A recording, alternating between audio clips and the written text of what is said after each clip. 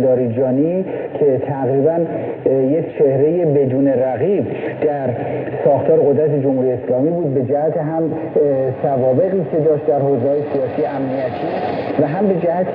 این مشارکتش در پروژه‌های راهبردی و به یک عنصر تقریبا غیرقابل جایگزینه و به همین دلیل جدای از صحبت‌های تبلیغاتی جالبه که حتی خود عراقچی در یک اظهار نظر دیگه ترور لاریجانی رو ضایعه بزرگ و جبران ناپذیر توصیف میکنه و البته این ساختار قدرت در جمهوری اسلامی از نظر این بازیگرانی که باقی ماندن یک به یک هرچند در ظاهر متکی نیست به علی خامنه‌ای، به علی لاریجانی و یا فرمانده کل سپاه، اما خود اونها هیچ